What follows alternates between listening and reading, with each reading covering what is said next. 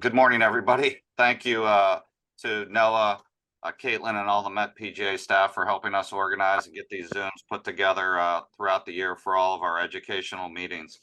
I think we have a great panel of young professionals. I think everybody's going to be interested to learn and take a look behind the curtain of kind of how they got three of not only the most coveted jobs in our Met PGA section, but likely in the entire country. So without further ado, I'm going to welcome Nick Yaun, Reid Howey, and Sean Quinlivan to our panel today.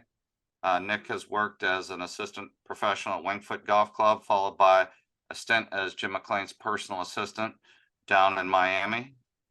He is starting his first year at Century Country Club behind section legend Nelson Long. Nick spent 13 years as a head professional at Brayburn. Nick was named the 2020 Met PGA Merchandiser of the Year. Also in 2012, Nick was named Best Golf Professional by the Westchester Magazine and was also featured in the cover story of Westchester Magazine in 2018.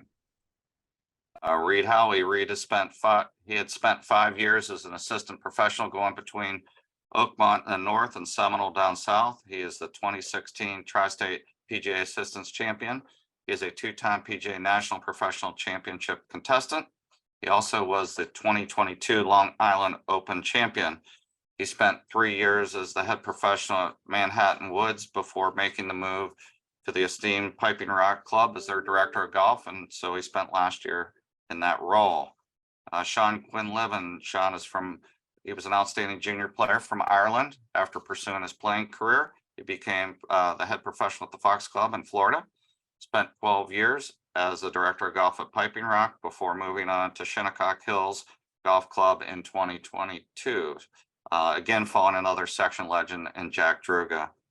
As you all know, Sean is an outstanding player with numerous top 5 finishes in the Long Island PGA, Senior Junior, Met PGA, Head Pro Championship, amongst many others. So welcome to those 3 gentlemen.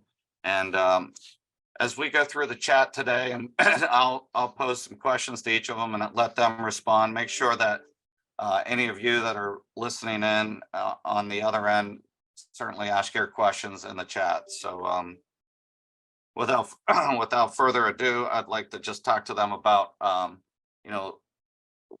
of their decision to kind of make the move. Obviously, you've got pedigree of clubs that are considered. You've got quality of life decisions that are considered. You've got compensation decisions and all those family life decisions as well. But if you could maybe just explain to the group, maybe Nick can start, and then we can kind of work through the 3 of them and kind of hear what they have to say.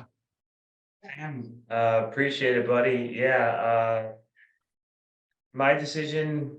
It wasn't a difficult decision. A lot of it just had to do with the location to where I previously was working at Brayburn. I had been there for 13 years. For those of you that don't know, where I am currently, Century shares a property border, about a 3-foot stone wall that separates the 2 facilities. So Century was very intimate to me. It was literally across the wall, up on the hill. And in the pantheon of Westchester golf, it speaks for itself. So it was something that was always on my radar, something of interest. Being able to follow a legend in our business. Nelson Long had been here for 47 years. So the combination of Century, being Century, Nelson having put his footprint and stranglehold on Century and not wanting to leave proved how valuable of a facility it was. And like all of us, I just wanted to continue my career and continue to push to be the best version of myself. And the change of pace was also something that I appreciated. Going from a facility that was doing 22,000 rounds to a quieter facility with the prestige of Century was something that regardless of the money, was something that was high on my list of hopeful expectations. So couldn't be happier. And the timing made perfect sense for my family and I. Good. Reid or Sean, feel free to jump in and maybe talk about your experience and kind of your decisions. Yeah, so I can kind of piggyback off what Nick said. I mean, I think making a move like I did this time last year, sitting kind of a year removed from what Nick's done, making a move to the Met section in 2019, kind of a move like I made last year was kind of at the end of that decision, and was a big reason why I decided to take the Manhattan Woods job back then, was to get in the Met section and kind of give myself the best opportunities for one of these big jobs down the line. Manhattan Woods was awesome place, and I think the ceiling of that place was incredible. But being able to come to somewhere that's established and has the track record of professionals like Piping Rock does, and I mean, Sean being on this call is a perfect example. But just that opportunity of the stability of the club, the prestige of the club, and the opportunity here at Piping was too good to pass up. And I would echo what the guys said. You know, opportunities kind of come when they come. You know, I'd had 12 years at Piping, an incredible club, great history, wonderful professionals, wonderful membership. But then, you know, an opportunity like Shinnecock comes along, and you know, I felt at my age and kind of time in my career, if I was going to make a move, it would be, you know, it would be kind of in that now range. So that, you know, and it was a big move for us, moving my family out, daughter out of school, etc. But you know, Shinnecock is, you know, one of the icons in the world of golf, and certainly championship golf. And yeah, I think at our stage in life as well, a little bit more downside in the downtime in the winter time was attractive. You know, in season we rock like everybody else. So yeah, just I think I could just say, opportunities come when they come, and we try and take advantage when and if we can. And obviously you can kind of say what you feel most comfortable with, but you know, as you've been professionals and head professionals for many years now at this point, had you looked at other opportunities, not only within the section or outside of the section, or how have you guys looked at trying to evaluate those decisions professionally and obviously personally with family? You know, I think, you know, I could speak for myself. I've never really listed myself for jobs or anything, but I certainly had an awareness of what was open in the market, and I wouldn't have confined myself to any one location.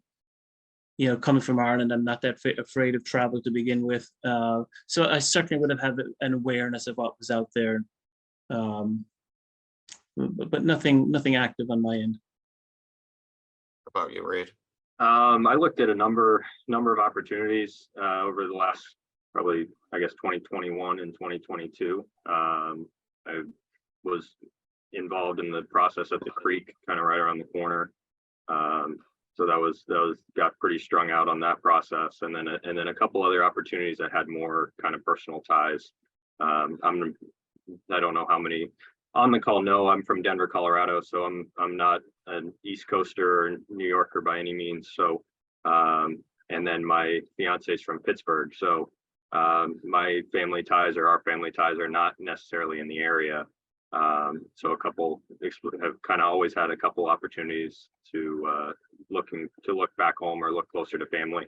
And obviously I think the Piping Rock opportunity stood out and is something that I plan on having being a long-term opportunity. So totally little bit of a shift, but it was kind of one of those things where there was a lot of different directions where you could go, especially for someone that's not local. Yeah, I'd say those are pretty natural extensions. You know, so many golf professionals in the country all want to come to the Met section because of the best clubs, the best jobs, best playing section, truly best opportunity. But as you say, you know, when you have family that are outside of the area, those certainly become very important, you know, discussions and thought processes that you go through with your wife or with your family as you get older. And you know, those can be very strong driving forces to make decisions as far as many time career opportunities. So makes sense. How about you, Nick? Mine's actually quite a bit different. I've been a Met section guy, a Northeast guy, for the most part, my entire life, minus my stint with Jim McLean down in Miami. But even Jim was a heavy Met section guy. So I love Westchester. My wife loves Westchester. I've got a pretty big family, and they're all relatively close in proximity. So didn't really look too far outside of our general area. And I don't want to speak for anybody else, but your ears are always open for a better opportunity. I just think that's human nature.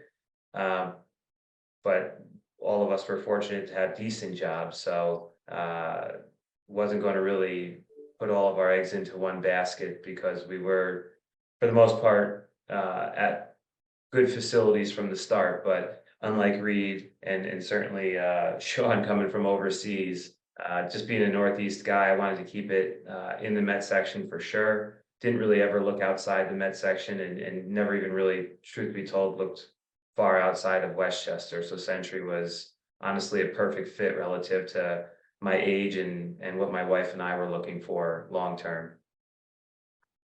So I'll just we'll circle back the other way again. We'll start with Nick, but how did you, once you decided this is a great opportunity, I want to pursue it, how did you go about your due diligence, kind of researching the job, researching the club? Obviously, I know you share a wall, but nonetheless, clubs can be very close in proximity, but very different in truly who they are. But how did that process go, and what did that look like, Nick? Yeah, my as close as I was to Century, believe it or not, I actually didn't completely understand the culture here.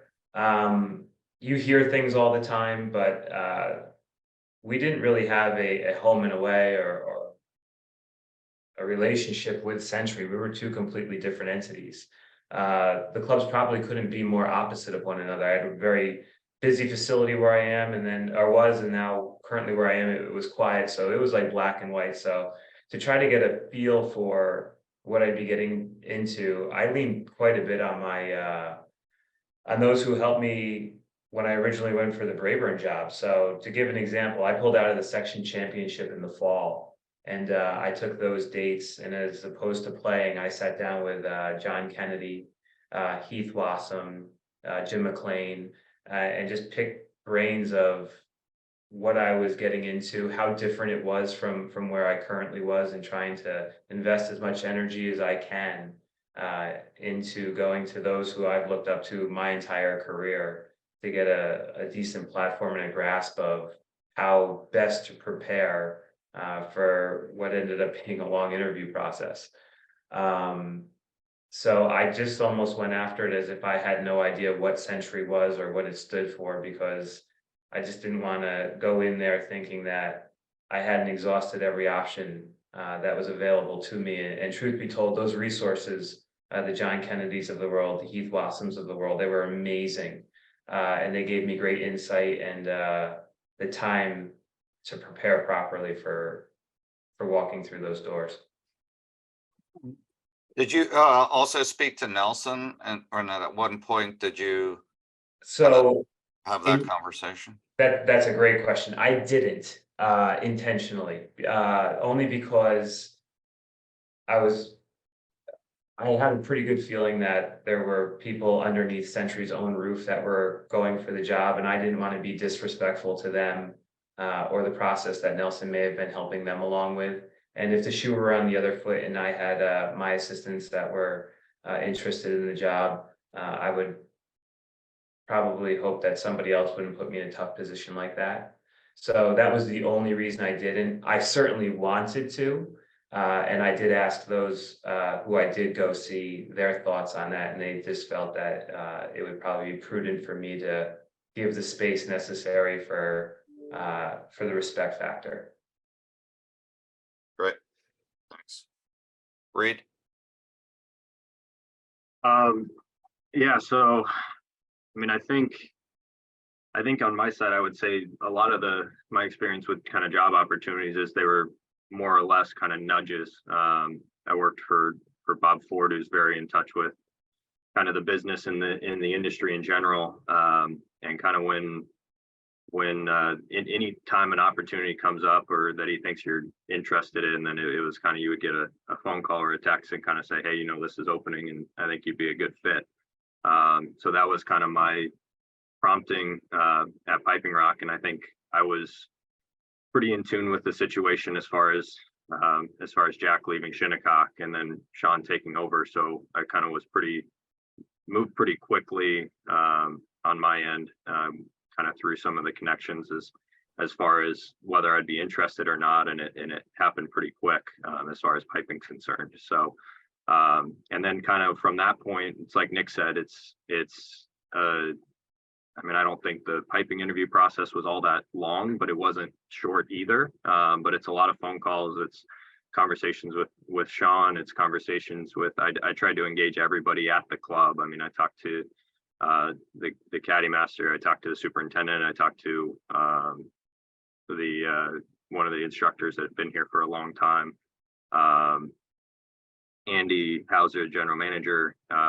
So just kind of going down the list and trying to gain as much information, as much insight on the club as possible. I think I probably was a little more aggressive on that than obviously Nick was, as from an internal standpoint. And I think really, like, I was fortunate also with we had like Sean said, at Shinnecock, I mean, we had a lot of mutual members that I knew from Seminole. So I had a lot of ties into the membership at Piping and was able to kind of reach out to a number of members, a number of influential people to kind of get a good grasp of what I was dealing with the interview process and with the move. Did you use Sean as kind of a conduit or kind of a link to kind of help connect you to the superintendent or to the manager, or did you just kind of do that on your own, or what? A little bit of both. I think kind of Sean was helpful in kind of making the connection with individuals or contact information, kind of providing some contact information. And then a lot of times I ended up kind of using some either other connections or I think Andy, the GM, was involved in the process a little bit. And I think he was pretty helpful when I asked him for contact of anybody, and just to gather more information more than anything. And I think, like Nick said, you don't want to leave any stone unturned as far as what you can know about the club, and know kind of, you can't do anything better than talking to the people that are there every day with boots on the ground. So that was kind of my philosophy, and that probably was adapted a little bit on kind of what I guess it came from kind of Bob Ford and his recommendations to me about how to jump on a job opportunity like that, but then also from my experience the previous year interviewing at the Creek and getting to where I did there, kind of what worked and what didn't. Right. Sean? Yeah, you know, for me, it was pretty interesting. It was different than my time going through the process at Piping. I don't think, at least certainly for me, I didn't really see Jack retiring when he did, and you know, I just felt for me that I would just reach out and kind of just see what the club's intentions were, had they a plan. And at that point they really hadn't. And so I was friendly with one of the board members, kind of just similar to what Reid said. I was an assistant down at Lost Tree, so I had working for Brian Pieper, and there was some additional crossover there. So I knew one of the guys that was on the board, and I was just kind of picking his brain just to kind of get an idea of what direction Shinnecock were going to go in, if any. And he encouraged me just to reach out to the president of the club and introduce myself and just see if there was any interest. So it kind of happened kind of organically from there.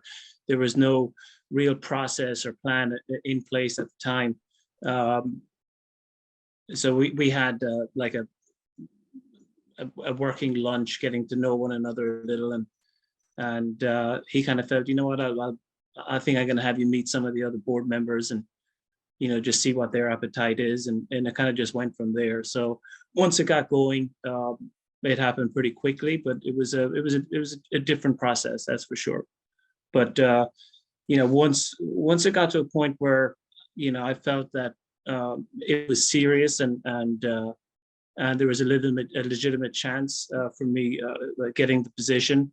At that point, I reached out to Jack, who was Jack incredibly helpful, just to get an idea of the the culture of the club, culture of the board, what to watch out for going through the process. At that time, also informing piping that I was looking and talking actively to another club.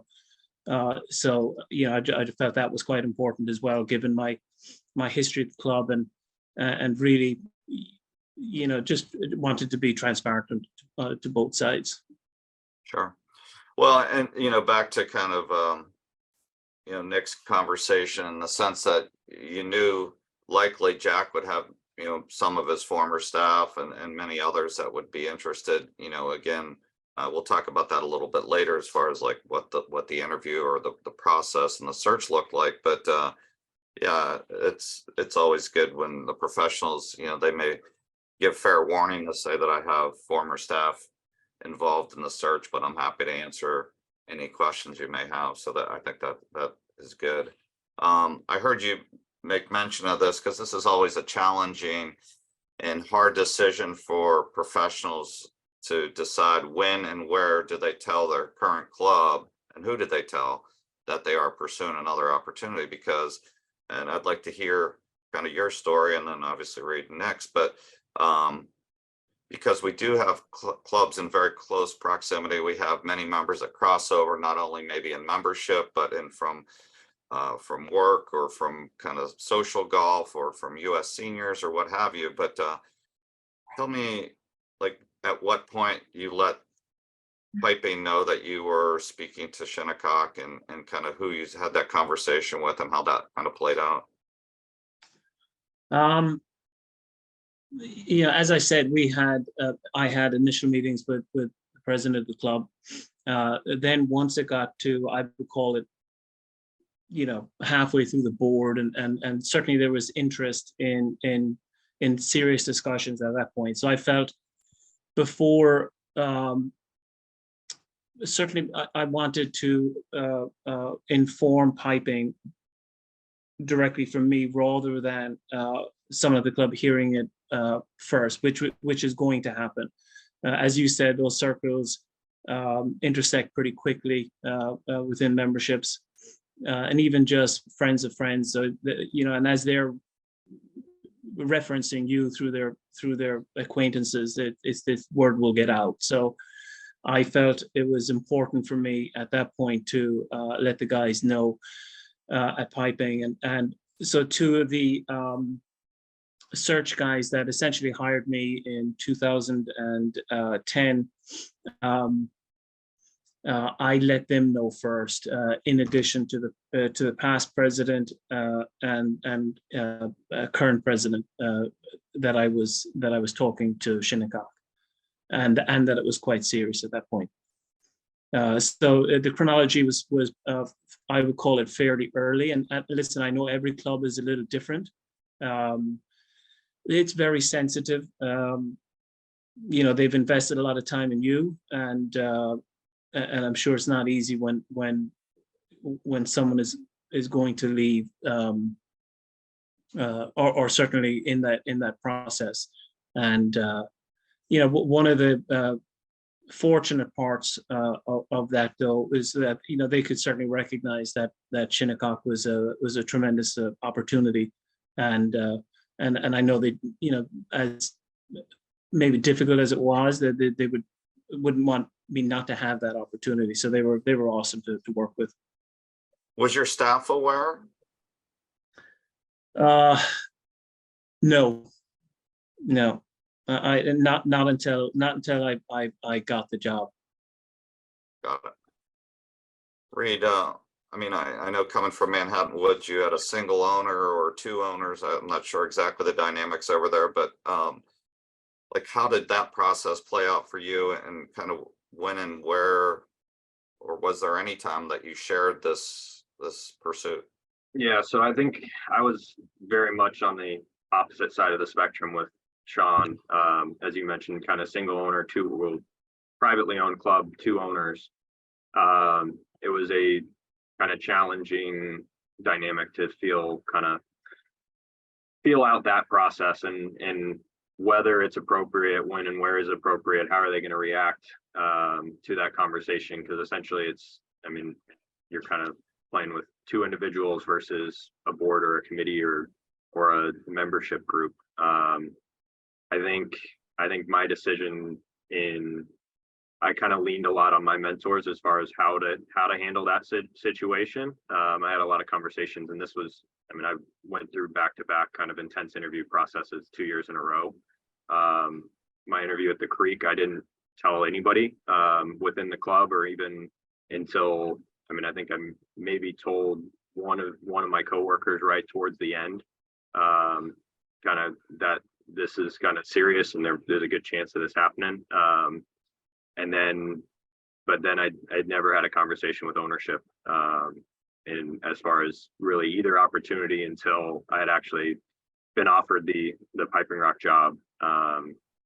And I kind of, once I was offered the position, I had the conversation with them. I hadn't accepted at that point, but I did notify them once the position was offered, and kind of told them at that point that this is what I'm planning on accepting this position.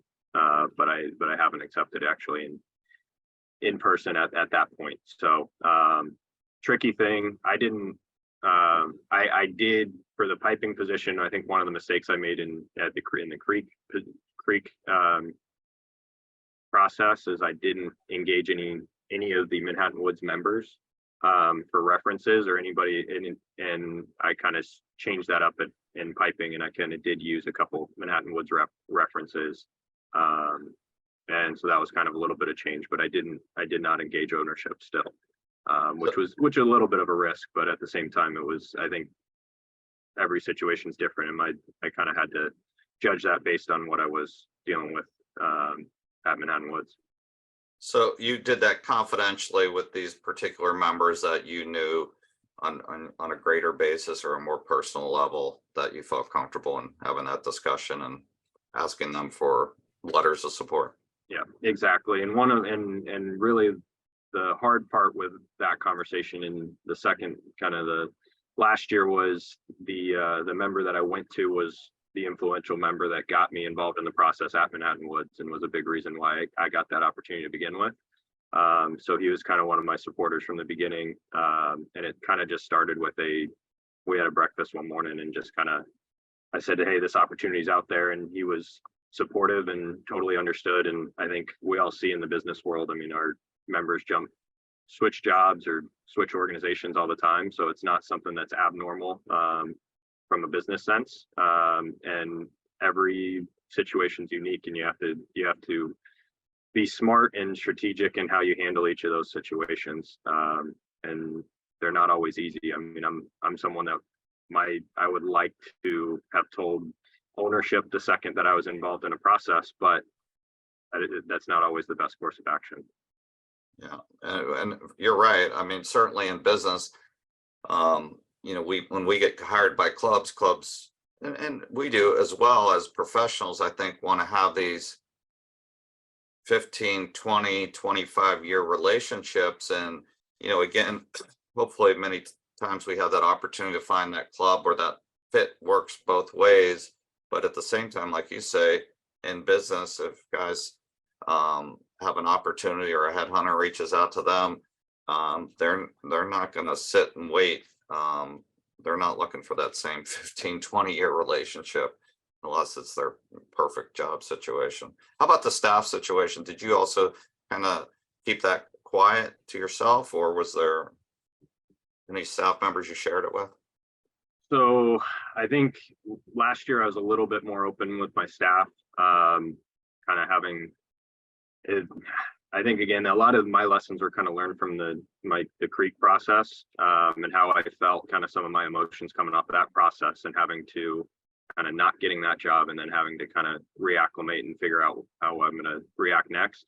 So I was a little bit more open with my staff and kind of what was going on, because there was kind of certain, I guess the piping interview process, a lot of that took place after the club actually closed. So it was a little different in that respect, where I could kind of separate the two a little bit. But I kind of was a little more open with the people that I work closely with, just because I felt I kind of shortchanged them the year before, and I kind of had struggled with those emotions on my end. I mean, I've never worked for Bob, but I've known him forever. But does Bob have a philosophy on that? Does he think just one particular way as far as kind of keeping it kind of quiet, or versus letting them know, or is it situationally dependent? I think it's situationally dependent for sure. I think it's also depends on the club. It really depends on the club that you're dealing with and your relationship with your staff and the individuals that you're having those conversations with or thinking about having those conversations with. In general, I think his advice to me, especially early on, was keep it as quiet as possible. Nobody, and because you can only really get yourself in trouble with kind of word getting around, especially early in the process. I think it's kind of like as Sean sort of expressed, is once the conversations got serious, then there's a second level where, okay, now that's where there's a second level of deciding when and where and how to have those conversations. And I think it's really about the timeline of the process and how far along you get before you sort of have some of those more difficult conversations and who you're kind of pulling along. And a little bit of it too is conversations of whether or not a certain staff member would be coming along with you too. I think that has a little bit to do with it as well, and kind of using them or making them aware that big change might be coming as well. I'll relay a quick personal story about this with as it relates to me before I let Nick. But this is early. I've probably been here 7 or 8 years, and back to the whole question about family draws and so forth. And my wife and I are both from Pittsburgh. I had an opportunity to go back to Pittsburgh, and so I put my name in the hat. I started kind of the interview process. I had met with them like a year early, just kind of when I was home for Thanksgiving. And I don't even think at that point, I'm not sure if they had my resume or what, but it was a Monday at the club when we were hosting something for the Connecticut for the CSGA.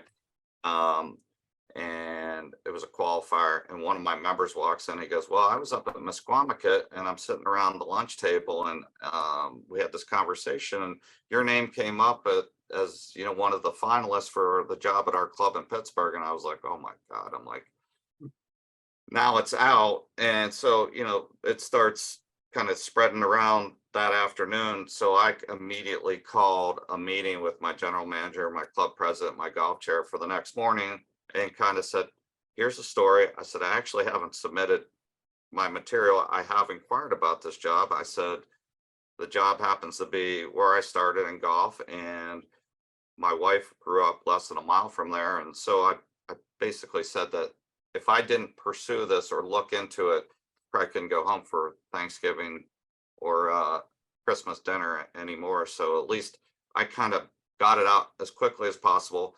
I obviously then was completely transparent about the whole process from there in.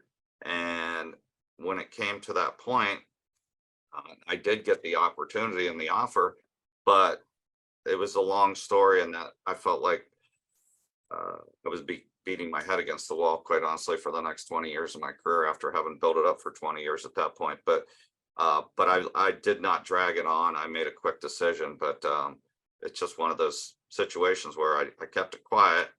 They found out through all our circles of friends, and then what I quickly did was try to do the best damage control, and just was very upfront and honest about everything and why I was pursuing it. So, and Nick, can you give us a little background about like how you handled that process, being so close, and again without maybe a crossover of membership in a very different club, how you handle that?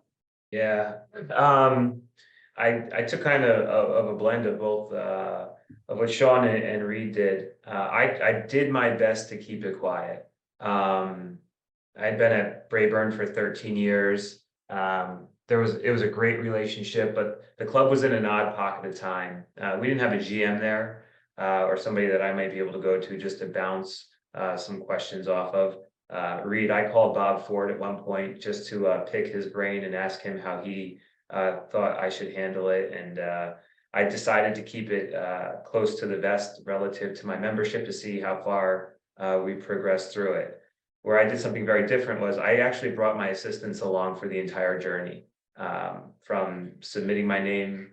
The entire process took close to 3 months. It was a long drawn out process, and mine unfolded literally in the busiest part of our golf season. So we were interviewing late August, all of September, which was at the time in the middle of our invitational, some other member guests.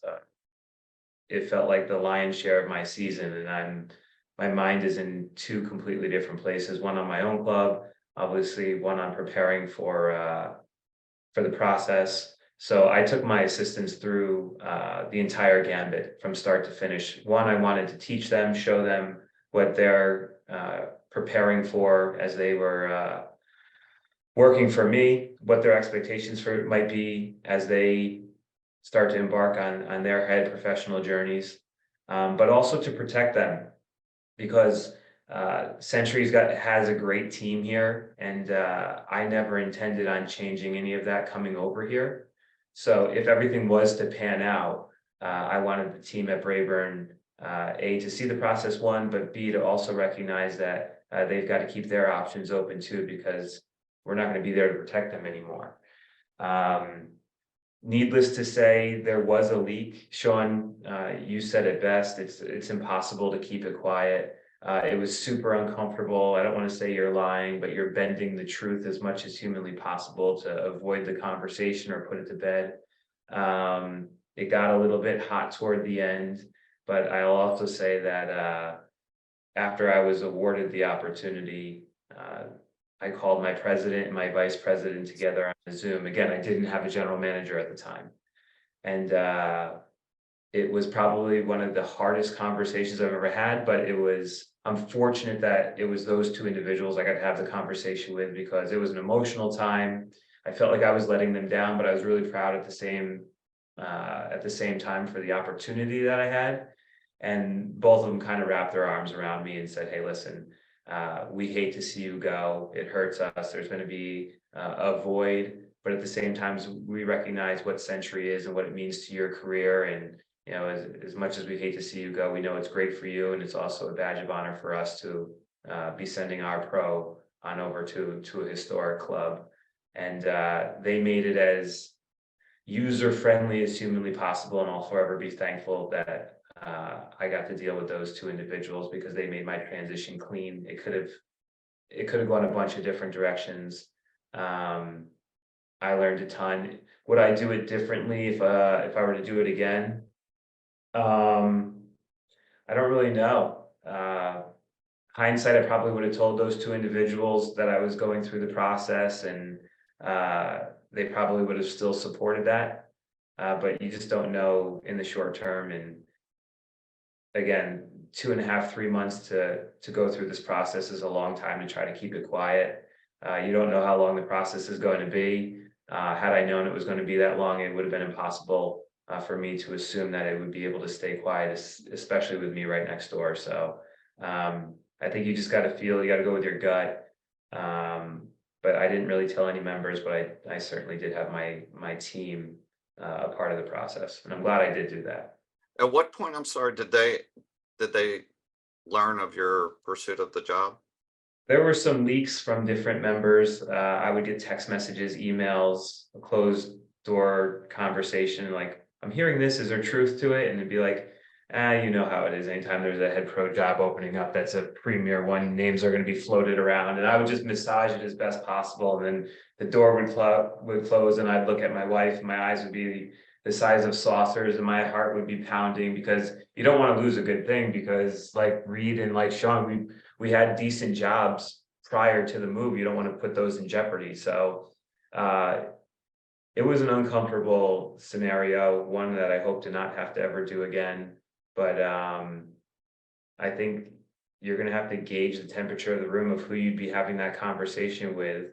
It sounds like Sean and certainly Reid the second time around had people that they can confide in and give them good recommendations and understand what it does for their careers, as much as it is going to be a void if they were to leave. Yeah, I mean, and you again have three of the most coveted jobs certainly anywhere in the country. So yeah, I'm sure that if there's an opportunity, it's going to be very difficult to find one that's better and a better fit for you and your family. So um, again, we'll just kind of go in reverse order. But who handled the search? Was it handled by the PGA? Was it handled by one of the search firms? And kind of how did it play out? Number of months. We can kind of get into the details of what you maybe presented of down the line here, but like number of interviews in person, any Zoom, playing, that type of stuff. Yeah, so my search was headed by the PGA.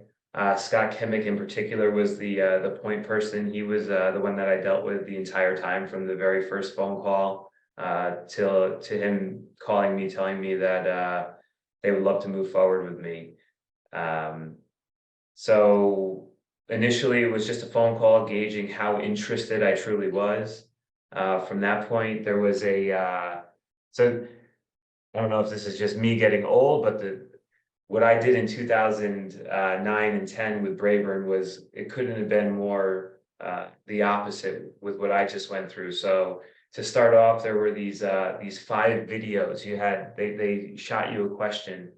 I think you had like 90 seconds to prepare an answer, and then you had to give a couple minute recorded answer to it. So that was the first stage, along with a personality test that we had to take online. And I remember like talking to my wife, like, can you imagine all these, like, dude, I'm a golf pro, I sell socks for a living, and I, try to straighten out a fade, and I'm taking a personality test. And then there was a Wonderlic test, which was a cognitive test on a timed pocket of, I believe it was 50 questions. And how many of those 50 questions can you get right in a selected period of time? And then it went quiet for a long time. And I was like, man, I wonder if I bombed the Wonderlic test, or maybe my personality is no good. And then from that point, they circled around, and we had a first round of interviews, which just happened to be at the president's house. So it wasn't at a country club, it was at his house. So How big was the committee? So the committee was 7 members and a general manager. So head on over there, and it was a very informal first kind of a meet and greet. No real presentation.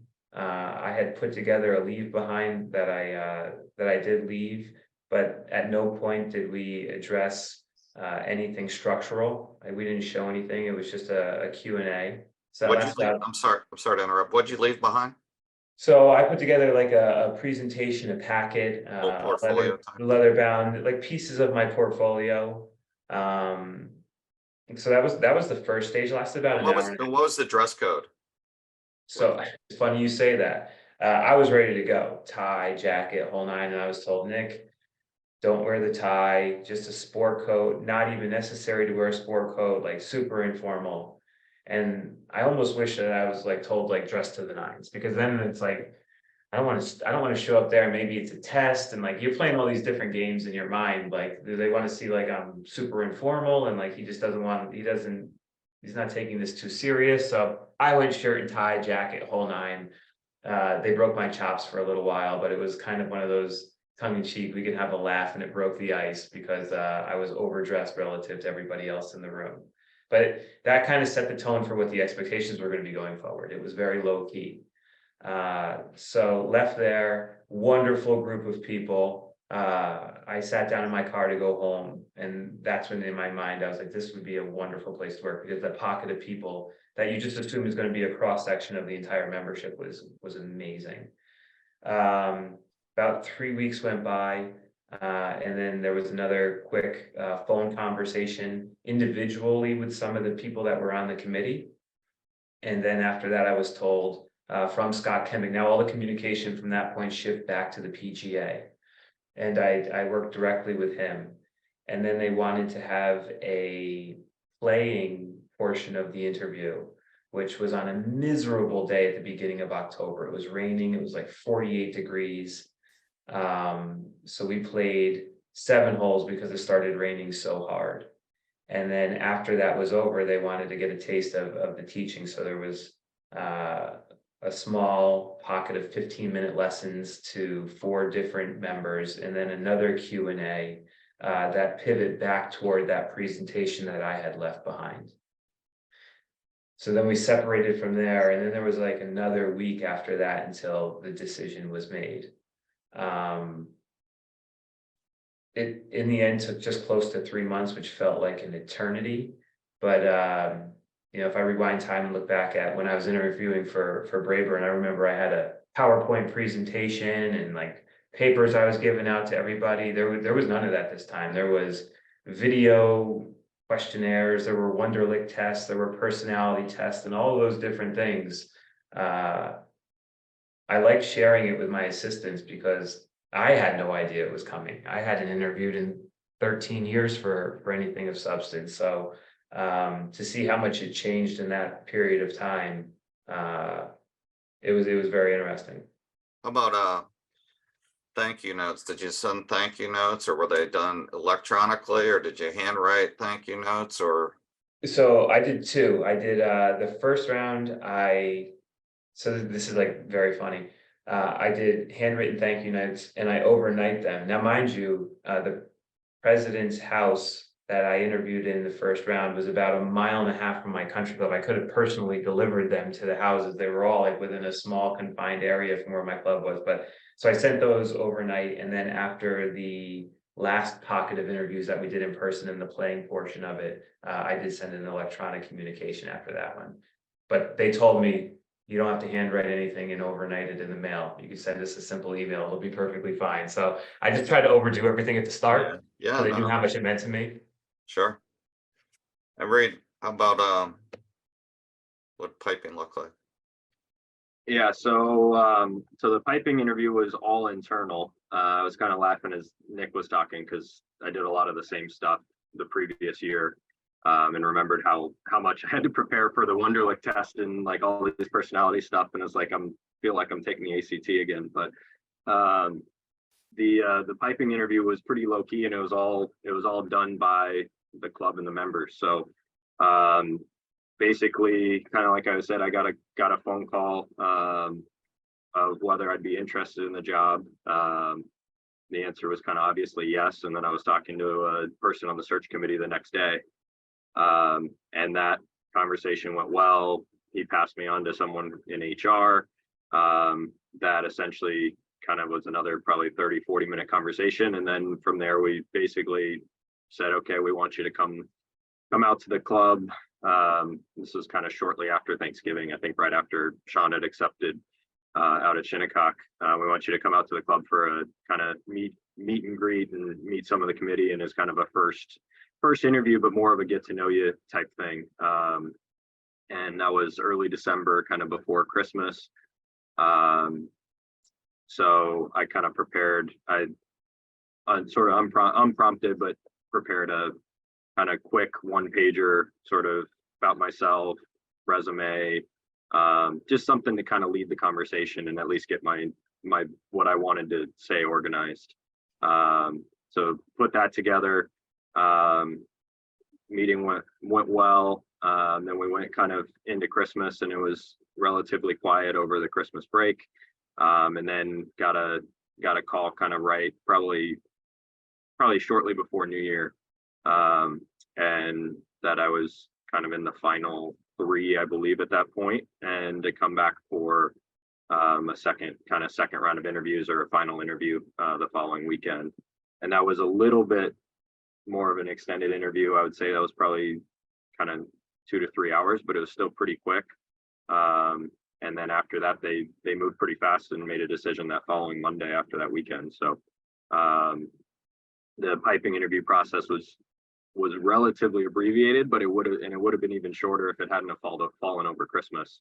But I think they kept it internal. They had casted a pretty tight net of who they wanted, and they kind of pulled from sort of their circles and individuals that were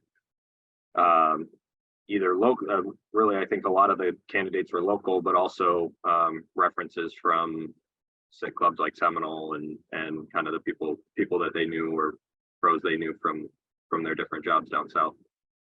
And so obviously it took place over the winter, so there was no playing component. Was there any kind of clinic instruction or? So there was actually, I just happened to be going down to Florida for one of the tournament series in first week of December.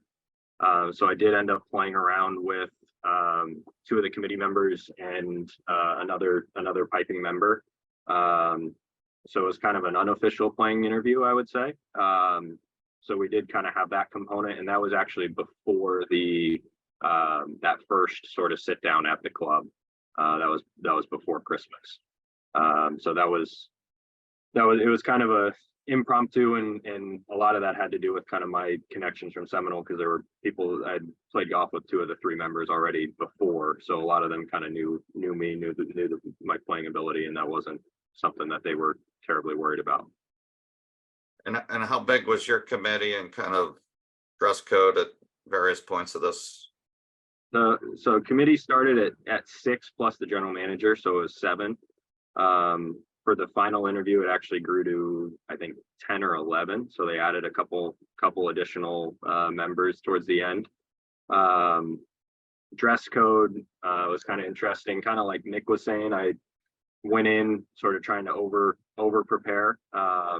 And this is kind of a little bit of a side note, but a cool story on the interview. So one of the people who works here at Piping, Penny Neoporti's been here forever. Her dad's kind of the legendary Tom Neoporti, who was a pro at Piping for, I think, close to 15 years, and then went to Wingfoot for 30, but kept his house in Bayville and commuted from Bayville to Wingfoot every day for 30 years, which is unbelievable.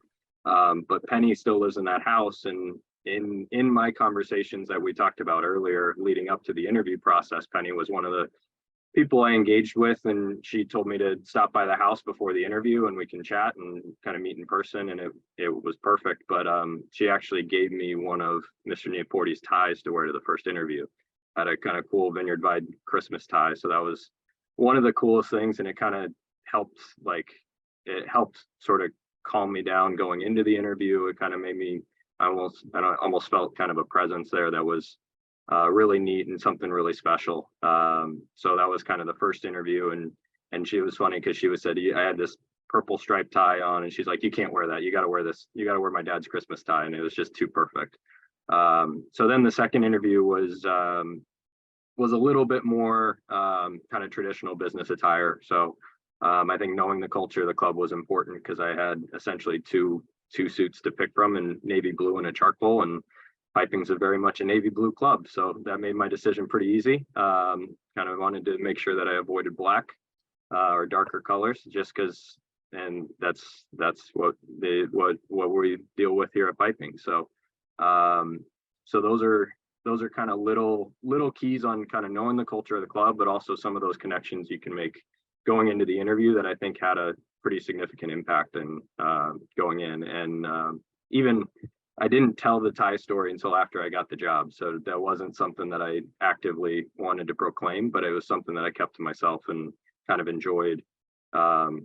Kind of had it in the back of my mind going into that process, and thought it was pretty cool. And a lot of the members that were on the committee thought it was pretty neat after the fact as well. I think that's great intel too. Again, knowing about the club and knowing the proper kind of color palette to wear, because you can really get on the wrong side of things pretty quickly just by making that like improper judgment when you're in that interview room. So I think that's great information. Can I jump in here real quick? I Yeah. just have to share this because, Reid, I didn't know that story. I was fortunate to work for Tom Neoporti at the very beginning of my career, Wingfoot. And this is just random that you wore his tie. When I worked there, he had given me a coin. And the funny story behind the coin is Wingfoot greens are impossible. I was 3-putting all over the place. I remember at the beginning of my career, he gave me a coin, said, if you mark your ball with this coin, you won't 3-putt anymore. And I still have that coin. I had it in my pocket when I interviewed here for the final round, and I marked it. And I don't use it often. Sits in the bottom of my bag because I'm scared to lose the darn thing if I put it in my pocket. But I used it during the playing portion, which was the last day of my interview. Just kind of a full circle Neoporty story. So you made me smile when you just said that about you wearing the tie. Pretty cool. Great Very good. stuff. And Sean, I'm sure the Shinnecock will be an interesting kind of story about kind of how they handled that. Sounds like, was that more internally? You know, my story would probably be a bit more of a letdown after the last two. It was very very informal because, and I don't want to speak for them on this, but my sense was that that they were going to kind of work internally for a season. And so really my initial discussion was just, hey, is there any interest in having a conversation? And it kind of just transpired from there. So I met with the president in the city, and we had we just met for a few hours just to chat, just to I think from his standpoint, just to gauge if there was any real appetite just to even have a conversation and bring in some of the other board members. So I would call it very informal. In terms of dress, I was definitely shirt, tie, jacket in for that meeting. And so the process actually happened very, very quickly. I think, you know, Brett, the president, felt like, okay, I think I'd like you to meet some of the other board members. And once that started, it happened very quickly. I think from their standpoint, if they were going to do something, they would pull the trigger very quickly, and it was all done internal. And how big did that committee become? Was it still just very tight? They're very tight. It was. I met with 5 people in addition to the president, so it was 6 meetings total. Most of them in person, but 2 Zooms also. Yeah, Oh, so two Zooms. 2 Zooms with members of the committee that weren't local at that time. Yeah. And then you know, thank you cards post meeting and electronic communications as well. So handwritten thank yous and electronic thank yous or Yeah, and then, you know, part of those discussions were, you know, what you know, because my wife is involved in our operation, so what does she bring to the table? Would we have her involved at Shinnecock? So the discussions are pretty broad and kind of outside of myself as well. Part of, you know, would we move home? Where would our daughter go to school? So the conversations were fairly broad. And I mean, obviously they knew of your playing ability, and maybe you had played with, I think you said you played with who, the president, or did you play with any other members? No, not during that process. There was no playing, no teaching. You know, I would have known a lot of the people, either from down south when I worked at Lost Tree Club, or if it's directly from piping or indirectly with some of our shared members at Creek or Meadowbrook. Kind of deep Dale-ish, so there's a lot of crossover. So I think for me on that side of things, probably a known quantity. At least I can get it around.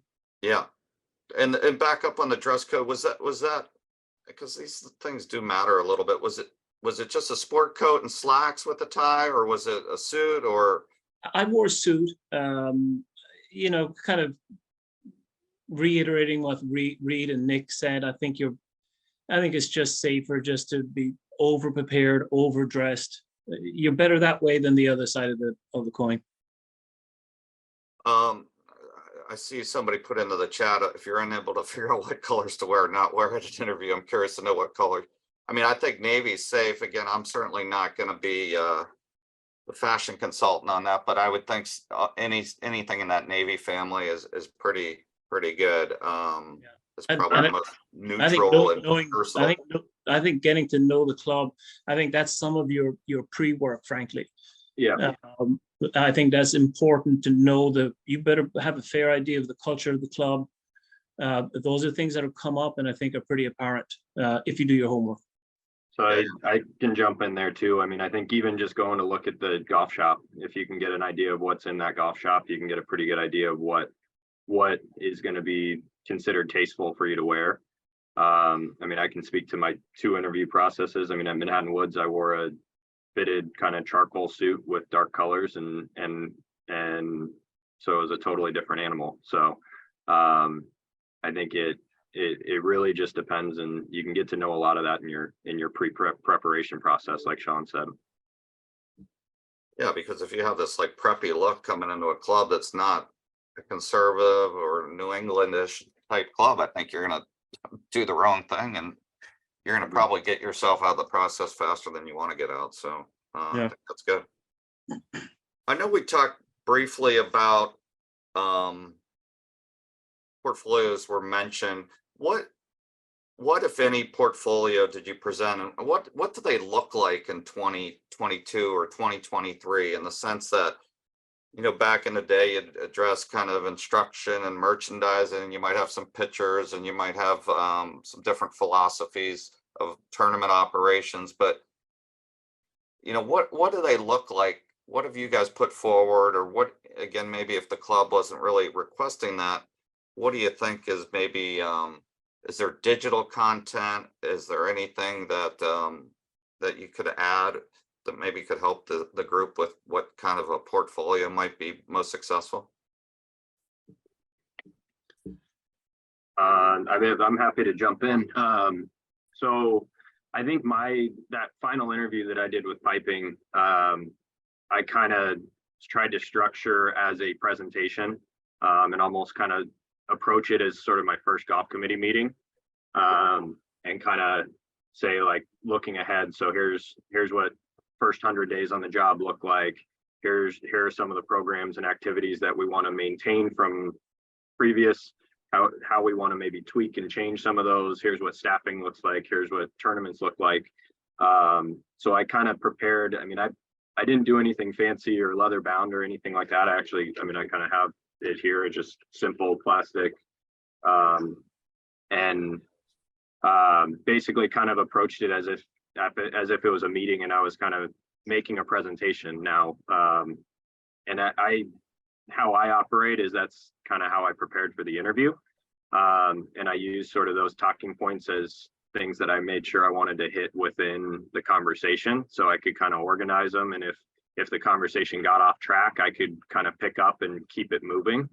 So that's more how I structured mine. It wasn't kind of designed at like sort of looking back at what I've done. It was more forward thinking and kind of say, here's my experience, and here's some things that I've experienced that I can bring to Piping, and how we're going to operate kind of going forward, or the little tweaks and things that we're going to do to enhance the operation more than anything else. And I think I can sort of speak here with, I mean, there wasn't really anything that was too broken at Piping, so it was pretty easy to just kind of pick off the items that needed to be brought up, or I felt that my influence and the differences between me and Sean could kind of be highlighted. And I was kind of fortunate too, and Piping made it pretty clear that they wanted to hire a director of instruction as well, which I think played to my strengths as a golf professional and allowed me to do what I'm good at instead of worrying about having to teach as well. So as far as the back to portfolio, it just kind of was a guide of how that conversation with the committee was going to go. And I kind of wanted to lead the conversation rather than be led more than anything. Sean or Nick, if you have kind of a little insight as to maybe what you might have done. Yeah, I think for me, I didn't have a presented portfolio when I interviewed at Piping back in 2010. This process was just different, but I think as a professional, you kind of have that portfolio internally, knowing your own strengths and weaknesses, what you bring to the table. I think for me, to reiterate on the teaching side, the strengths in technology, I think that's important now. You already have your merchandising in terms of plans or how you've typically done things. how you work with staff, what you bring to the table in terms of creating a culture, what feel you bring to the work, to your team members, and also to the membership. So, I almost had that in my mind. I felt like the portfolio was something I could draw from internally in this process. Nick? Mine was a little bit different. I had a pretty extensive leave behind. I did have them leather bound. It was more of my growth, what we had accomplished over my 13 years at Brayburn, moreover than just showing programming, because I just assumed at that point everybody's going to have the same type of a presentation. I wanted it to be a little bit different.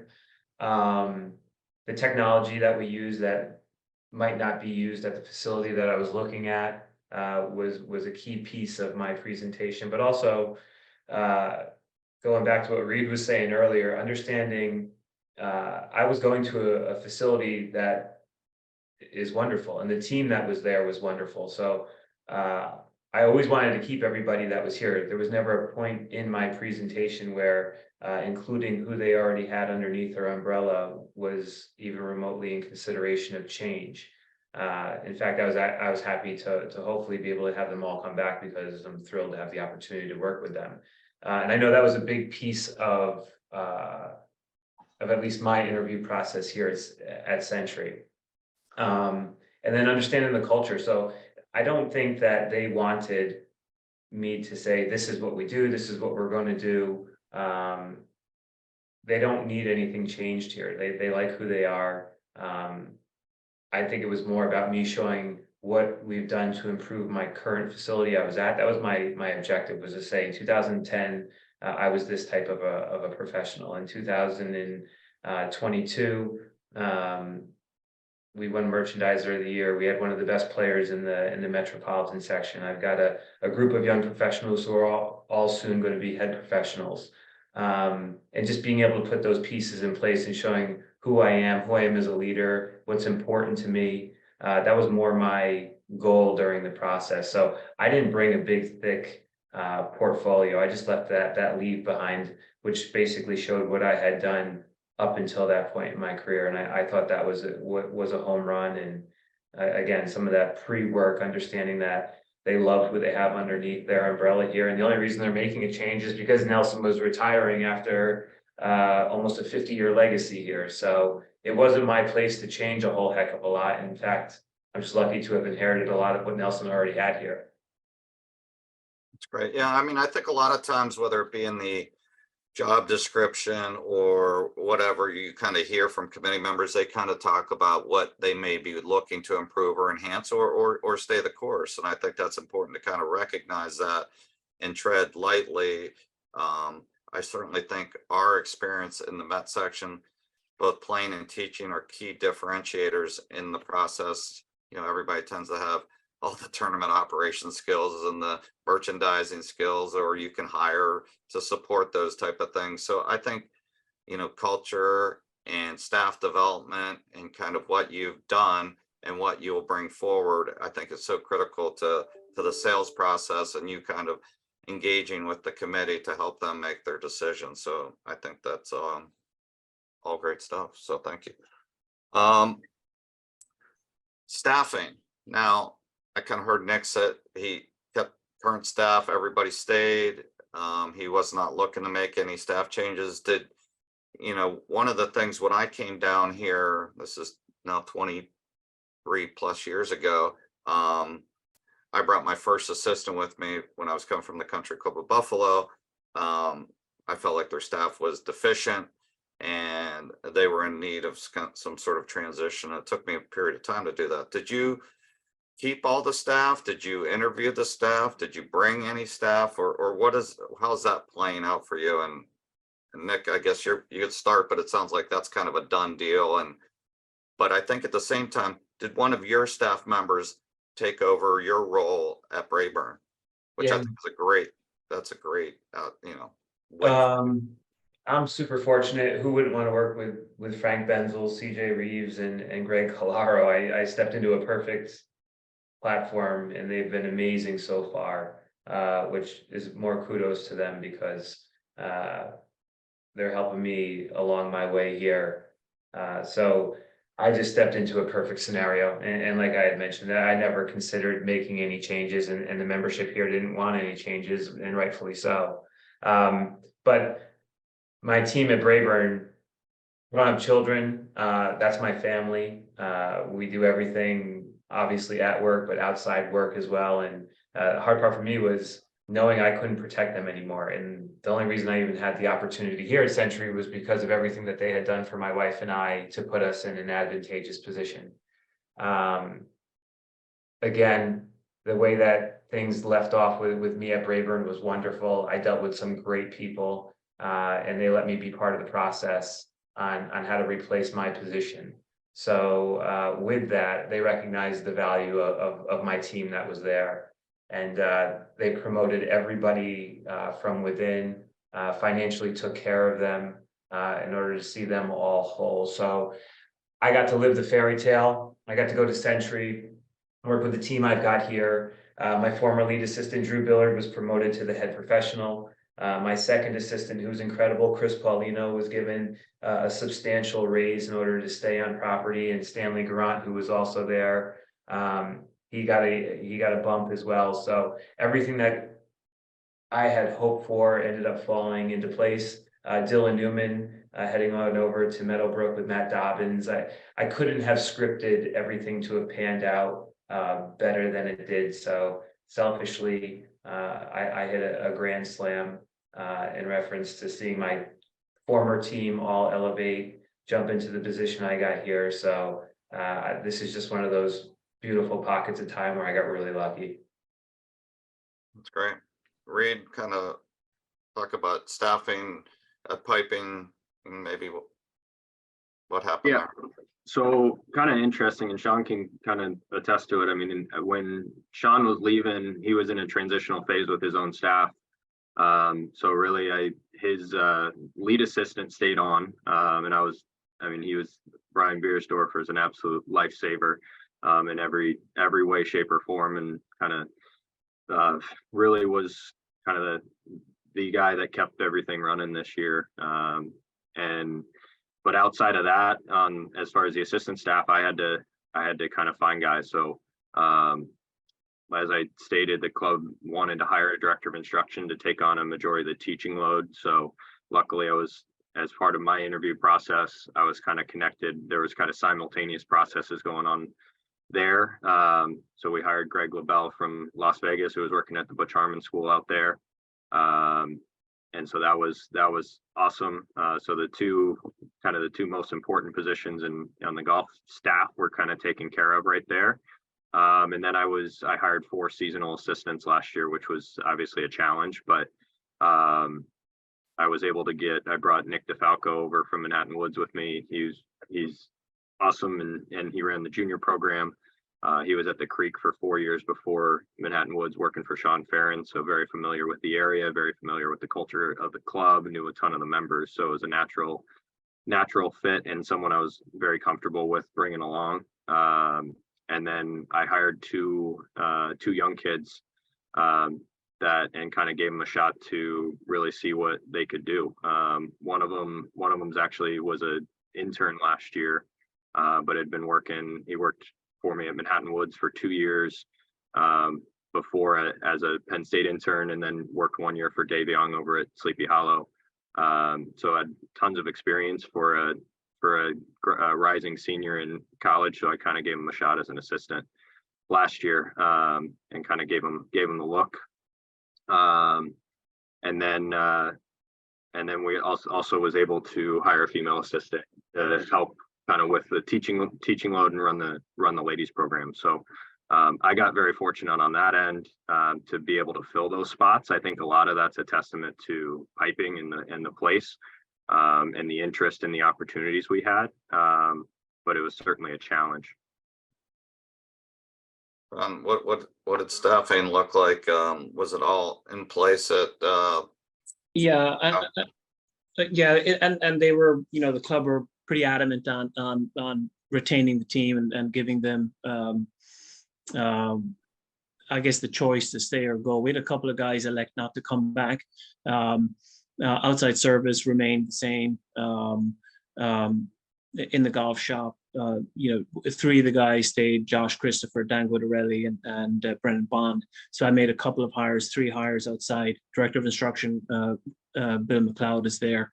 So incredible team that have really helped my wife and I kind of get to know the place and get to know the membership and events. Dan had worked for me for 5 years at piping, so he was a known quantity to me and knew his strengths and what he brought to the table. But then Josh and Brendan were both fabulous also. So an incredible team. As I said, I ended up hiring three new staff members, one of whom I had been trying to hire for a couple of years, Alex Jacobson, and then David McHugh and Christian Cardarelli. So very fortunate to have an incredible team. And is your wife's involved in the operation as well? Yeah, she does our vendor paying and involved in the merchandise side of the operation. Okay. So a real key piece.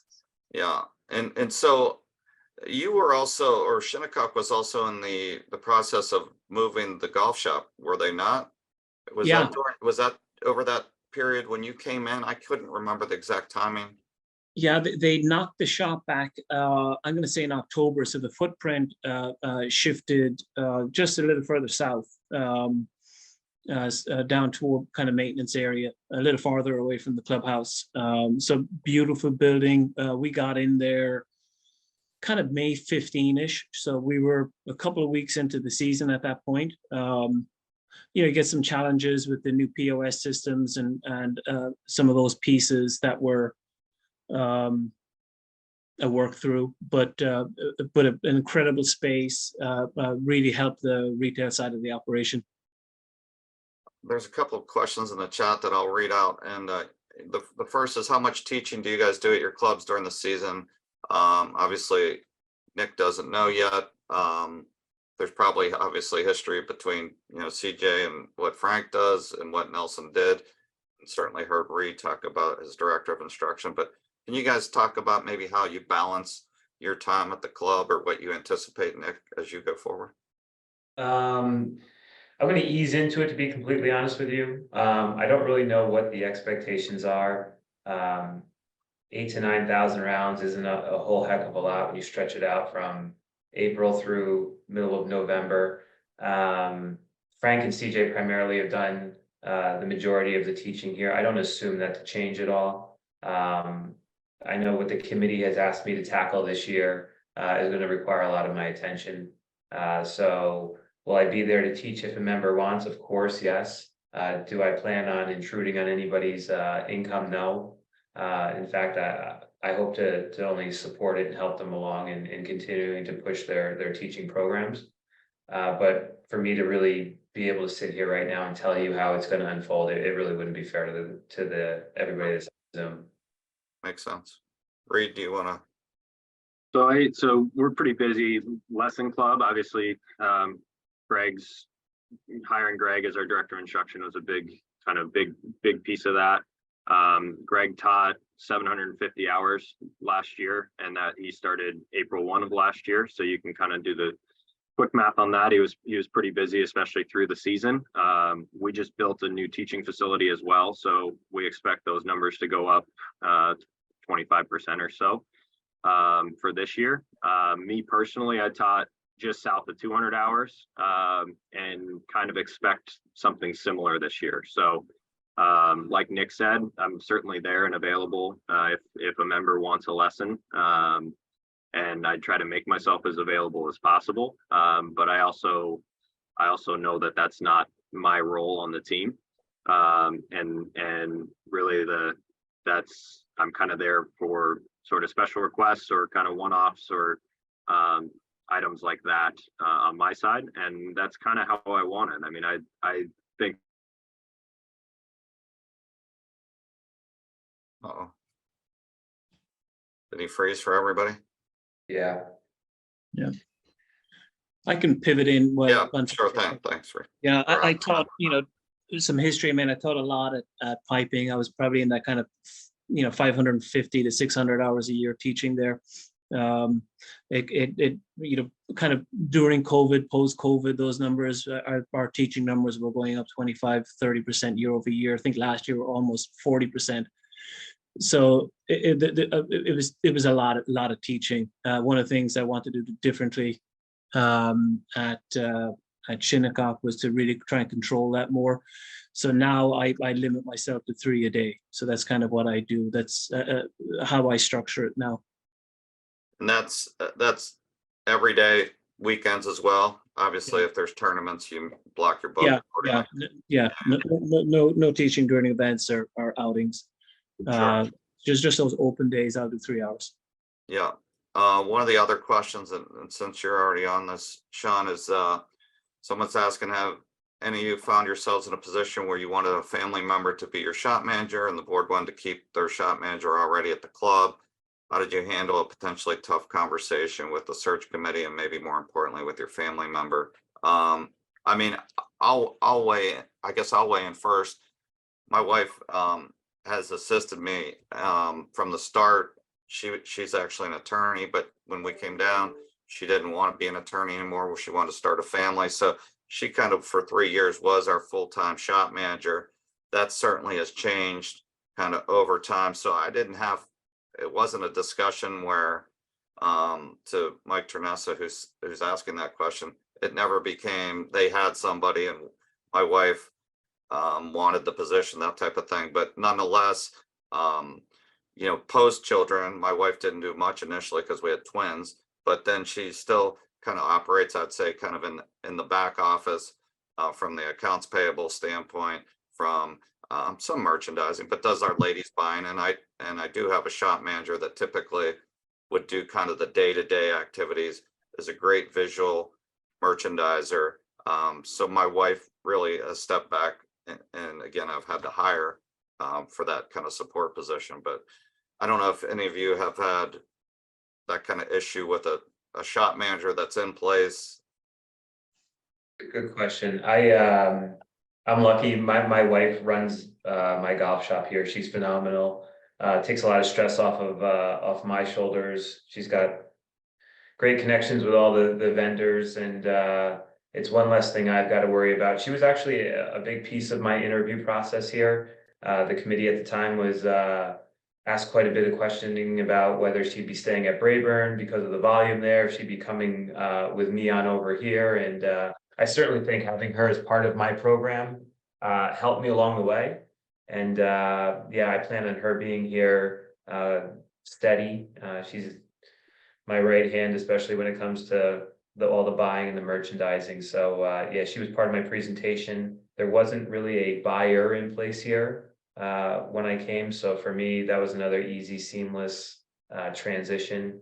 And again, my wife's on my payroll as opposed to the club's payroll. Sam, I don't know how it worked at your facility, or whoever asked the question, how the fiscal structure panned out. But I actually think that my wife being a part of my team, and especially the retail program, helped me along during my process here. We got Reid back here. So, I mean, I think we're kind of getting close to the end there, but you had talked about building your learning center, your performance center. And I know it's maybe not completely relevant, but I'm curious because I think that's something that we're interested in doing. But how many bays are you building? Are they both teaching / simulator bays? What does it look like? Yeah, so sorry about that. The computer crashed on me. So the our new building is actually one that Sean did a majority of the design work on, and I was just lucky enough to sort of inherit and sign off on the project. But it's 4 bays, all indoor, outdoor capabilities. So all 4, right now, 3 of the bays have roll down simulator screens that you can use inside with launch monitors. So we have 2 TrackMan simulators and 1 Foresight GC Quad simulator for our fitting bay. We also are installing GASP force plate technologies, and we use the GASP camera systems for the teaching platform in there. And then, so that's kind of the quick overview. We obviously all of our fitting equipment's in the fitting bay. We have a full kind of club build shop in the back, so we can do everything kind of in-house and just a few steps away, which is pretty awesome. We do have a small putting green, small putting area, sand putt lab that's set up and in place. So really all you have to do is turn the computer on and attach the triplet, and it's kind of good to go, which is pretty nice as far as actually being able to utilize that technology as much as possible. So that's been officially open for a month. We opened March 4th was our official opening day. We were soft open since the beginning of February, so we've kind of been gradually leading up and kind of learning the technology as we go. But it's been awesome. The first weekend we were open, it was 5 degrees, and people were loving being able to play golf indoors. Who was kind of the technology point person on the build out? So we used a company called Design to Golf. So kind of Scott Enderhill and Matt Atkins are the sort of the 2-point people of the company. They basically did the simulator builds, all the custom work that's involved with that, all the integration as far as our all of our platform is kind of one touch on and off, so it's as easy to use for the members as possible. So they kind of did all that from start to finish, and then they're also kind of live on the support end now that we're up and running. Great. One other question that I think I gave everybody an opportunity there on that, but was asked, how valuable is playing ability securing the best jobs? I'd say playing ability always matters, so I'll let you guys take it from there. Yeah, I personally think it's very important. Your ability to play golf and teach, I think, are certainly in this section. I think are heavily weighted in terms of getting jobs. I just think your perception, what people, certainly the membership, I think skews more heavily to the guys that can play and teach. For sure, I think they're the big differentiators. Nonetheless, and I'll let Reid and Nick weigh in, but I think there's opportunities for the right individuals to hire for their deficiencies as well, to kind of give the club the prestige and the staffing that they want to have represent the club in the section. But Reid and Nick, obviously weigh in on playing ability and the importance of securing the best jobs. I think, as you guys both reference, I look at it as more of a differentiator than anything. I think you have to be very good in multiple areas to be successful as a head golf professional. And I think playing ability is one of those areas that it's not essential, but it can be a sort of a highlight. I think it gets you noticed a little bit easier. I always kind of say you either have to separate yourself from kind of your work ability, your work ethic, and how your operational skill from your playing ability or just with your personality. I mean, I think those are the three key components. But the biggest thing that I kind of try to keep in mind is from a playing ability standpoint is I am a golf professional. I'm not a professional golfer. So playing is going to be a priority to me, but it's not the priority. And it never can be the priority. And that's I think important as a head golf professional as well. To piggyback off of that, I think at least through my experience, when I walked through the room, they already had charted and they knew how I was as a player before I walked in that room. They can easily look it up, see how you played in tournaments. I don't think you're really going to progress too far, at least at a lot of the facilities, unless you can golf your ball around. We're golf professionals at the end of the day. They want to be able to see us hold our own out there, especially if we're playing with the members. Here at Century, the teaching platform, my background with teaching was a long talking point. I knew going through the process, it was important to them. So I think the more you can sharpen your tools, the more you can show that you're not just looking to singularly run a piece of an operation, that I use the word Swiss Army knife all the time, that you're polished in all those different areas. It's going to go a long way. Anybody that's worked for me, I'm always going to push them to continue to educate themselves, because Reid, I love what you just said. When you're between those four walls, you got to be able to pound on your soapbox and say, I did X, Y, and Z. because an interview is exactly that. You're trying to differentiate yourself from the competition. But to answer your question, Sam, they, at least through my experience, any interview I've ever gone through, they know who you are as a player before you walk through that door, because it's as easy as a Google search. But they're going to assume you can run a program, or else you wouldn't be in that interview. So if you can hit the teaching portion of it hard, and being able to get your golf ball around, I think it's going to push a lot of those doors open for you.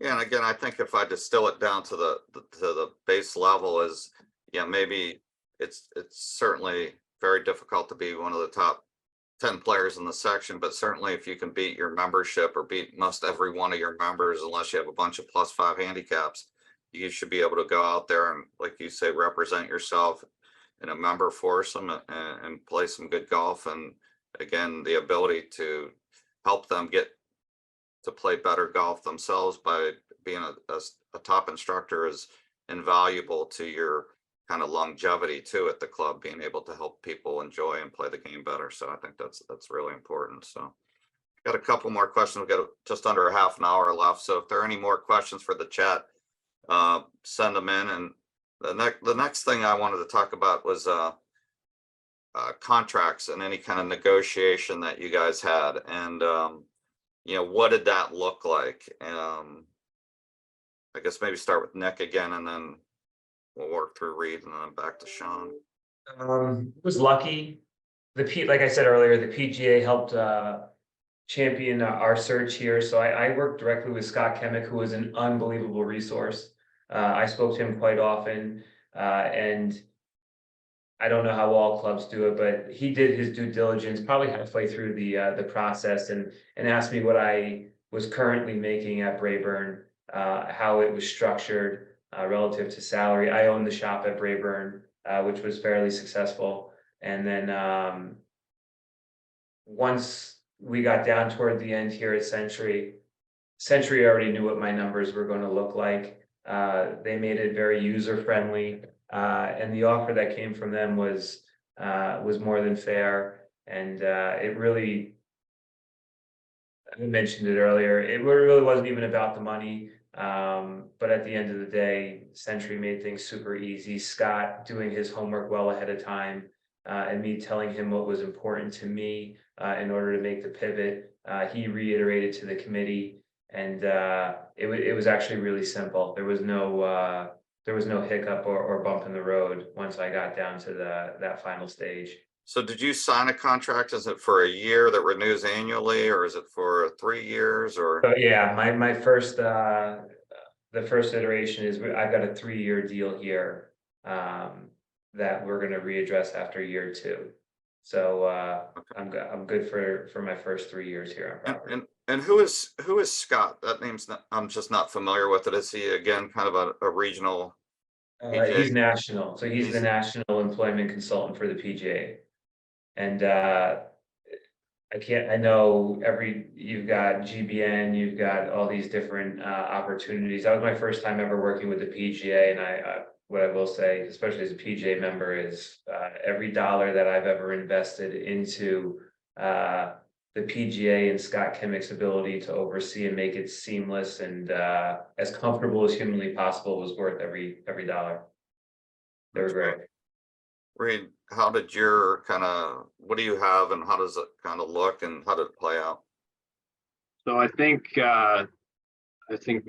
my sort of negotiations were pretty simple as well. Kind of like Nick said, I think a lot of those conversations were had before the actual offer kind of came across the table. The big one on my end was golf shop. That was kind of the biggest sort of difference is with Sean leaving and kind of me coming in, the club was looking to sort of take over the golf shop in a similar fashion to the tennis shop. So I don't own the shop here at Piping, but they gave me sort of they gave me a deal on the sort of incentivized side of things where it works out similarly. So they gave me kind of a fair deal, but it was something that in the conversation, there was a little bit of back and forth about owning the shop versus not owning the shop. And it was kind of one of those things where I kind of wanted, but I didn't draw a hard line. because of the deal that was ultimately presented to me. Everything else was pretty straightforward. Kind of the baseline numbers, like I said, were all sort of discussed and floated before. When we kind of within the golf shop discussion and some of the less kind of projected lesson revenue, there was a little wiggle room, and we kind of played around with those numbers and made it work on all fronts. But it was pretty casual and pretty informal. As far as like contracts, I don't have a physical contract. We kind of, everybody at Piping works on a year-to-year sort of offer basis. So you're kind of invited back to come work on an annual basis, and that's just how they always have operated. I kind of found that out from Sean. He kind of filled me in on that in advance, so I wasn't caught off guard by it. And it was also a conversation I had with the general manager who's been here for 20 years.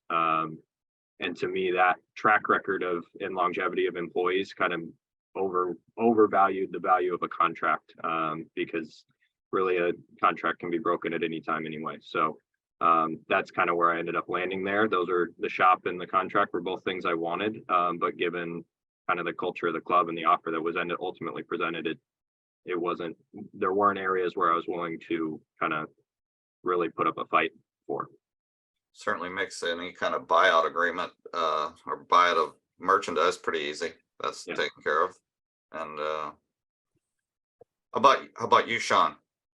Yeah, I mean, we have a contract. I can't really go into a ton of detail on it, but I will say that it's a, you know, kind of what Nick said. We had both talked about, you know, I guess a number, and then how do you get there. So I felt like it's a very fair deal. Is it annual? Does it renew annually, or is it for a period of time? It's a 3-year deal. Gotcha. And Nick, do you own the shop over at Century? Century was great.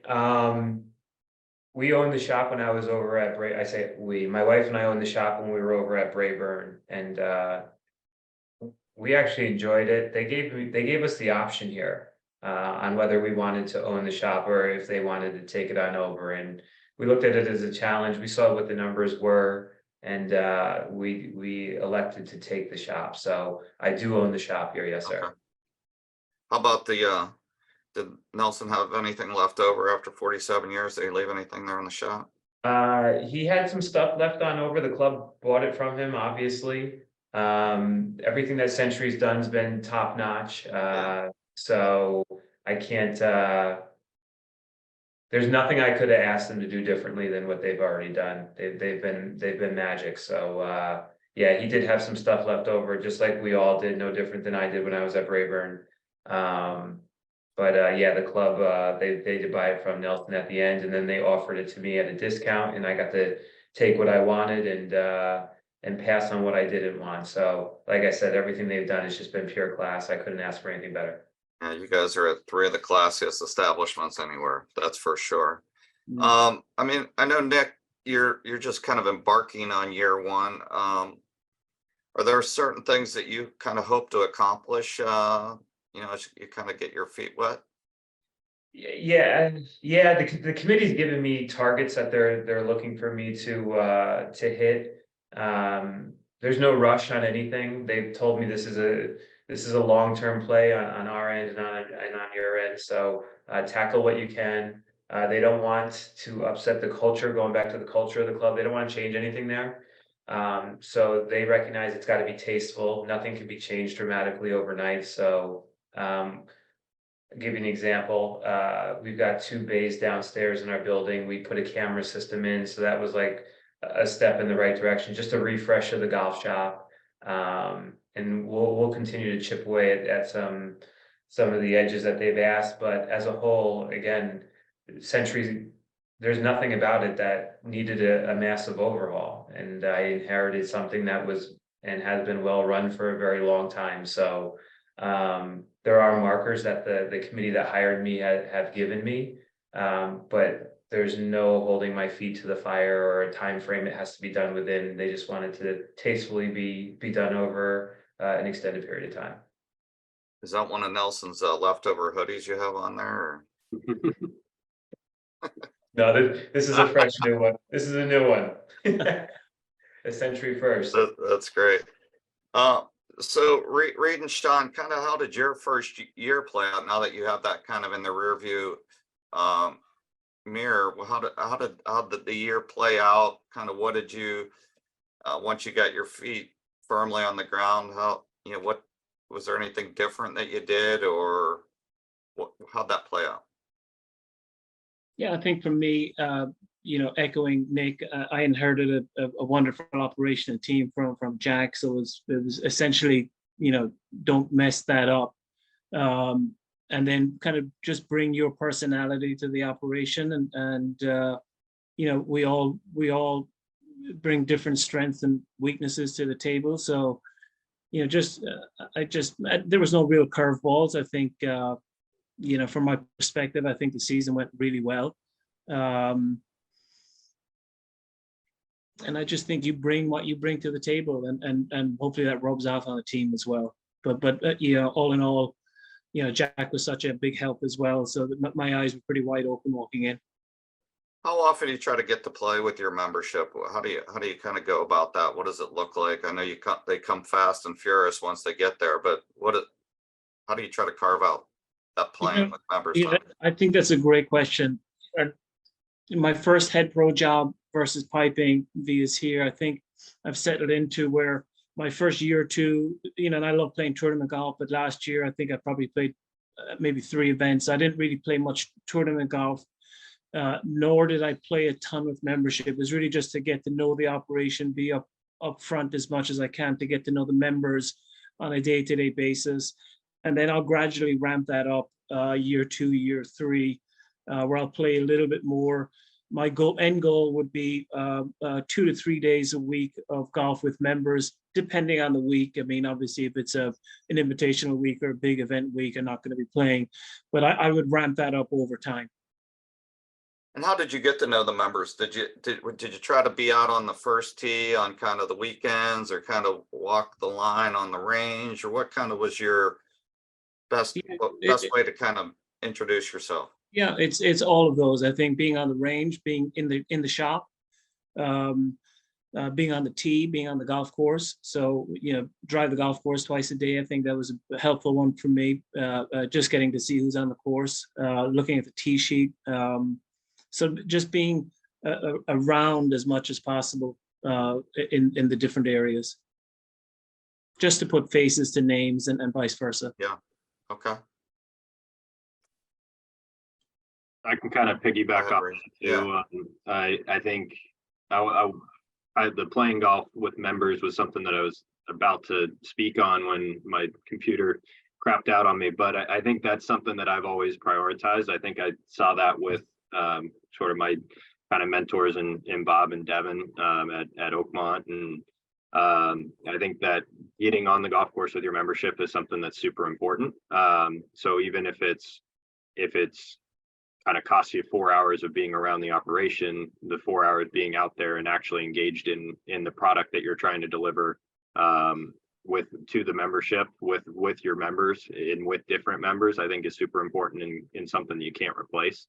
So that's something that I've always tried to prioritize. I think this year in Manhattan Woods, it was really easy. I played golf with a lot of members and I played a lot of golf. Here at Piping, it was a lot more difficult. I mean, sometimes I'd play 3 days a week, and other times I'd go 3 weeks without playing around a golf with members. So, but that's not having the teaching responsibility has kind of allowed me to play a little bit more with the members than I otherwise would. But obviously within the schedule and the cadence of the golf calendar. So that was something that I kind of prioritized. I did a decent job last year. I'd like to expand on it, like Sean said, as well, kind of in years going forward. And I think overall, I would kind of going back to sort of first year, I think it's so, I mean, I think you can't really prepare yourself for a new place or a new season without seeing it. So I think going into year 1 or year 2 now, having a greater understanding of what the cadence of the club looks like, how the membership kind of wants their golf and wants their experience to look like is something that just look to build on this year. And did you kind of do the same, use the first tee and the range for kind of your mechanisms to kind of meet the membership? Yeah, first tee, range. I mean, I use the golf events a lot. I know it sounds kind of simple, but just trying to be present as many of the different events as possible that are on the calendar, whether it's kind of starting the WMGA ladies matches or Twilight Golf or whatever it is, just trying to be as present as possible when the most members are around. And like you said, being on the first tee, kind of starting groups, working the range. It's a little, just being around, like Sean said, I think is important. We're pretty spread out here, so you can kind of get dragged one way or another. But as long as you're kind of active and moving and around, is the most important thing. But no particular schedule that every Tuesday I'm going to be on the tee or every Saturday. It's just kind of whenever schedule frees up. Yeah, I didn't. And a lot of that I think had to do with sort of me prioritizing member golf, is because I can't really dictate the member schedules. So a lot of times I would kind of left my schedule open for either a pop-up lesson or to go play with members. So I kind of tried to keep myself as flexible as possible. And if I didn't have something going on, I would be around the tee or around the shop, or checking in on kind of different areas of the operation. So that's kind of how I handled it. And Nick, I mean, I know we talked a little bit about the instruction, the uncertainty, and kind of figuring that out, but do you have any plans to kind of have any structured play with the pros or any kind of, meet with the membership type of situations? Yeah, some of it I'm obviously learn over time. Of the members I've met so far, I've had so many of them come to me like, "Oh, I can't wait to go out and play." And I asked Nelson the other day, I'm like, "Hey Nelson, how often did you get to play?" He's like, "Oh, we play all the time." So I think it's all about, like, speaking to what the boys were saying, it's the culture of the club. I think this is a club where they expect you to tee it up quite often. So I'm looking forward to that. My former staff laughs at me all the time.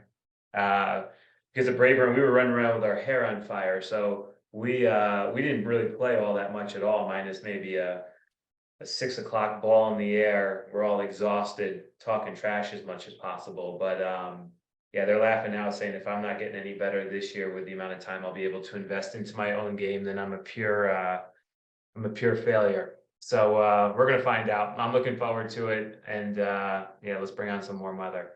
Good for you. Maybe one or two. We're just about done. But have you guys done anything over this off season to kind of get better and improve? I mean, I think that's something we always need to continue to do, continue to reinvent ourselves, especially as we're in our jobs longer and more years. But have you guys done anything kind of unique and different this year that's been kind of fun? Yeah, I like to shadow every winter. So typically try and spend some time with somebody. I spent a couple of days with Mike Adams this year, so just kind of shadowing him on the range. Which, I always encourage our staff members to do the same thing, to find somebody that they're interested in within the game and spend a couple of days with them. And generally, people are Terry Rolls and Mike have been awesome to me this past winter. Spending some time as well with Michael Jacobs right up by me. There's just some really smart people out there, and it's cool to pick their brain. You try to take a lesson with them? Do you try to take an hour with them? I mean, I know we don't all like to tinker with our games, but sometimes it's nothing you kind of really learn at a different level versus just totally kind of sitting back and shadowing and asking questions. But do you do that or no? I do both. With Mike, I watched him 2 days, and the guy's a machine. I mean, I watched him for almost 10 hours one day, and he just went straight. Guy's machine. So I do both. I spend a little time myself. John Eisman as well on the way down. I spent a bit of time with him. Vince Romaldi suggested he'd be a good guy to stop by and see as well. So I try and see a couple of people. Who was that last one you said that? John Eisman. He's got good contact as well for Reid. He's pretty strong on those gas plates. So those where is he located? He's down in by Washington. How about you, Reid or Nick? This winter was a little bit unique one for me. I kind of had a bunch trying to get the building online, and we had to hire a new director of outside ops. That took a lot of my time, and then kind of had some personal things and at home that I've had to deal with as well. So this was not a winter where I was able to put a ton of time into my own personal development. I think one thing I try to do a lot of is kind of listening to sort of leadership podcasts and little things kind of on whether it's on my way into work or home from work, or just in any spare time. I try to listen to a lot of as many smart people talk about kind of leadership and running business, running teams, and try to better myself just in kind of the fringes.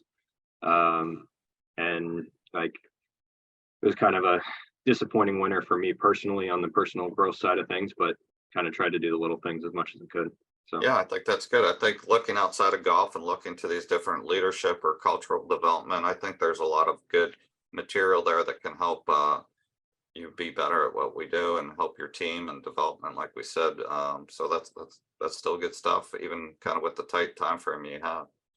Now, I know, Nick, I'm sure you've been quite busy just trying to make, get the operation kind of up and running and get the buy done for, the shop. Yeah, it's been a little bit of a different year. I typically try to take some time and shadow along. Last year I spent quite a bit of time with Kevin Sprecher. I don't know if he's on here. I went to dinner with him last night. Great guy. I like to pick his brain because he's nonstop. Watch him continue to develop. But this year's been primarily doing things I haven't done in a long time. I realized how good I became at delegating. There wasn't too many people around here this winter, so I actually had to do it for myself for once. But yeah, installing a camera system downstairs, like I had mentioned earlier, we did a complete golf shop renovation. So just a lot of peripheral things that are probably a one-time thing that wanted to check off the list. So things were ready to go for this time of year. So typically we do a lot more than I did this year, but just trying to get the train on the track how I'm accustomed to here. And going forward, I plan on falling back into my old pattern. Yeah. I'm not sure again if anybody's still on the call here, but if you have any questions, throw them in the chat because I think we're just about to finalize things here. I appreciate you guys, Nick, Sean, Reid, for taking time out of your day. Hopefully everybody found this valuable. I always enjoy talking about it because I think it's an incredibly important part of what we do is we help develop and mentor and hopefully move our staff on. So hopefully out there, everybody got a little bit, couple nuggets that they can take with them and hopefully either improve their job or improve their, we gotta just a thank you, but improve their jobs or help their staff continue to move forward. So without, if anybody else has anything to say, I'll let you throw it out there now, but otherwise, thank you. Have a great season.